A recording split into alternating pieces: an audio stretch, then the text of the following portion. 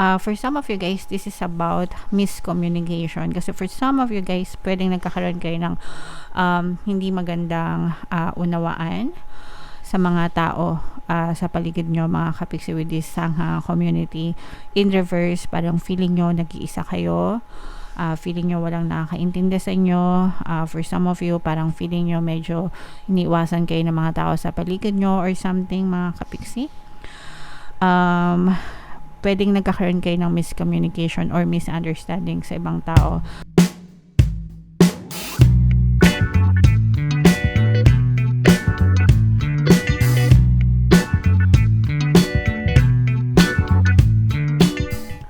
Hello guys, hello Virgo, welcome back to Pinoy Pixie Tarot.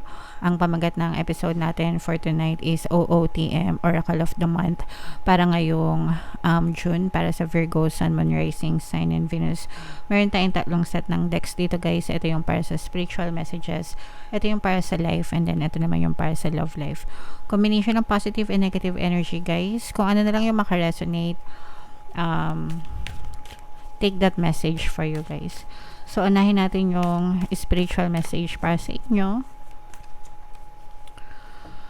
Play, have fun, celebrate, don't be so serious. So,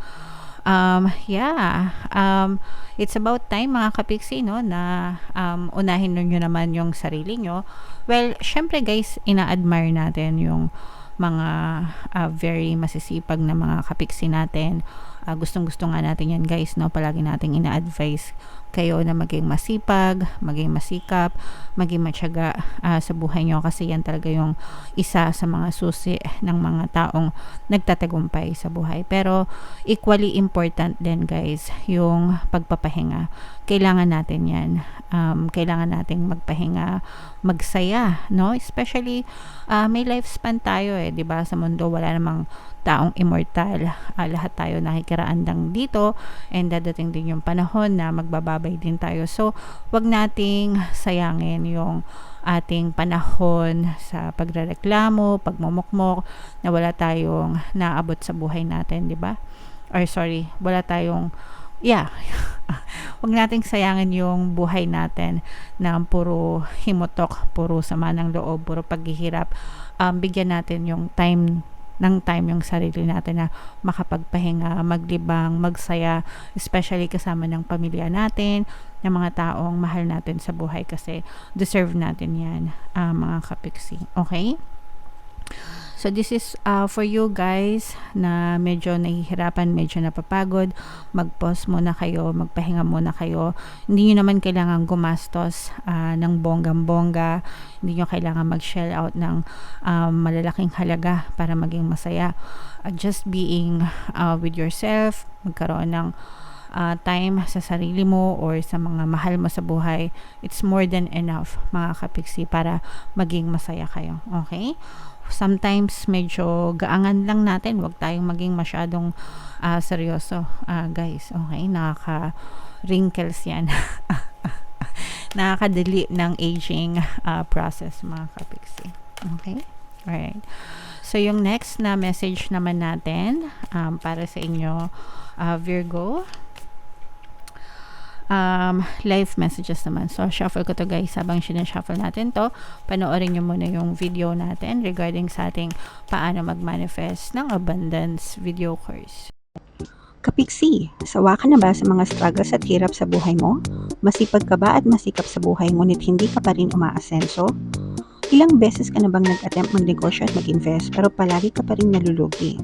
Sa pagkakataon na ito ay maaaring may subconscious beliefs ka na nagiging balakid sa iyong pag-unlad at pagyaman. Introducing, paano mag-manifest ng abundance video course.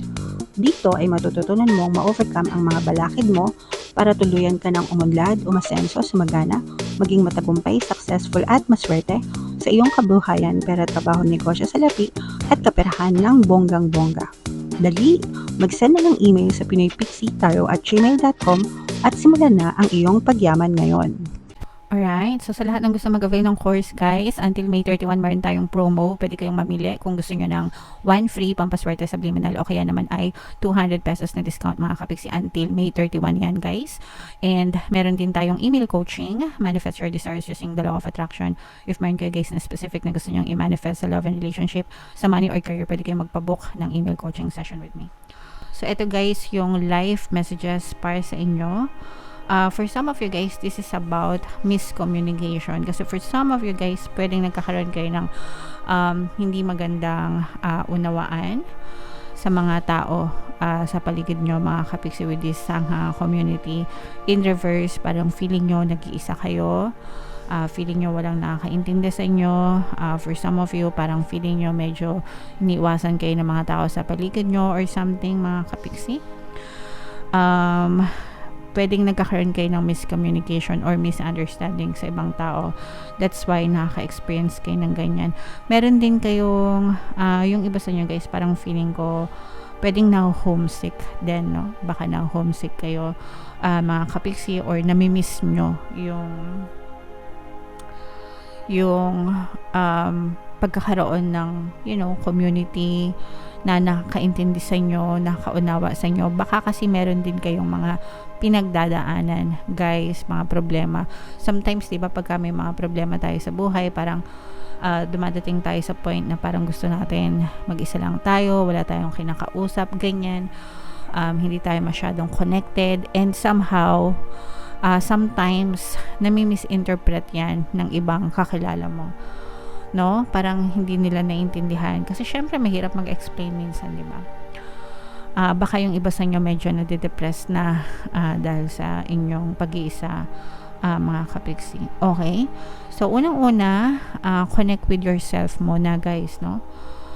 Kasi, syempre, kahit naman sabihin natin na lumabas kayo, go out with your friends and family, if you don't feel good about it, wala naman tayong magagawa.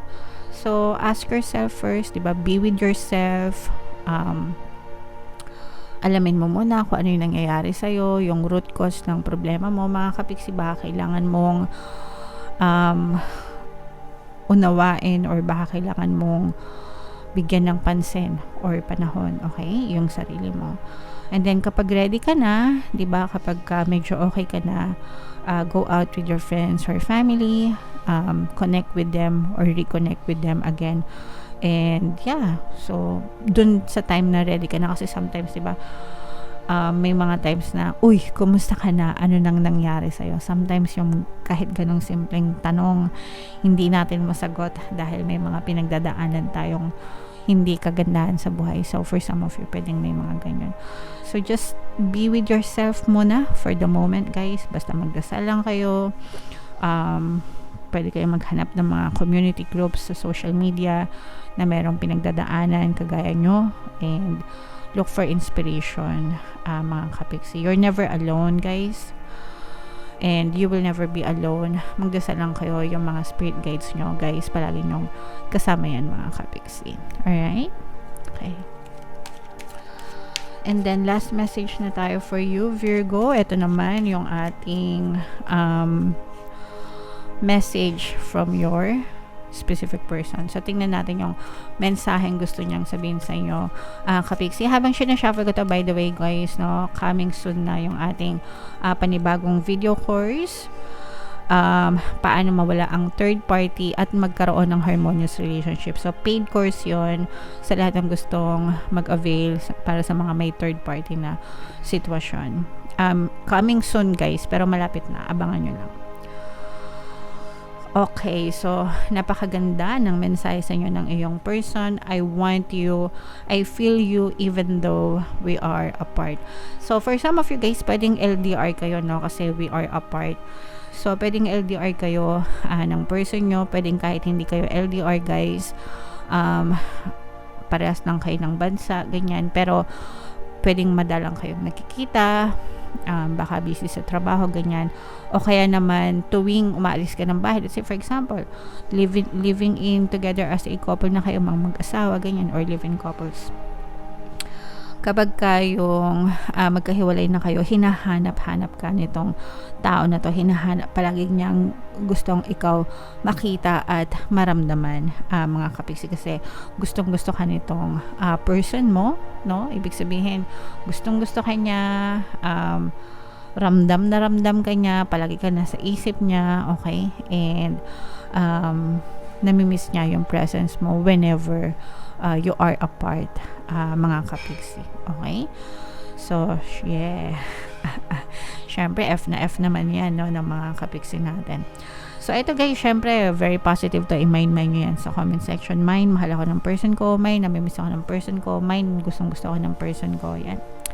Yan yung mga dapat na sinasabi nyo sa sarili nyo. If in case na gusto nyo talaga na hanap-hanapin kayo ng person nyo, mga kapiksi. Meron tayong mga subliminals, no? Mga pampamis, ganyan, na subliminal, pampabalisa. Yan.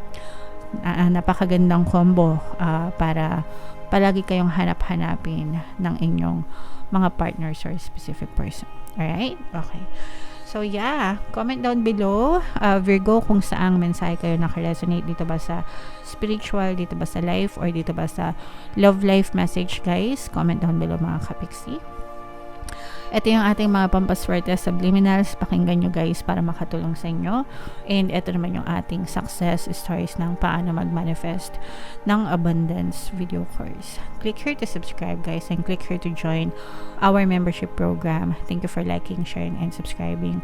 And see you again next time. I love you all, guys. Have a nice day. Bye-bye.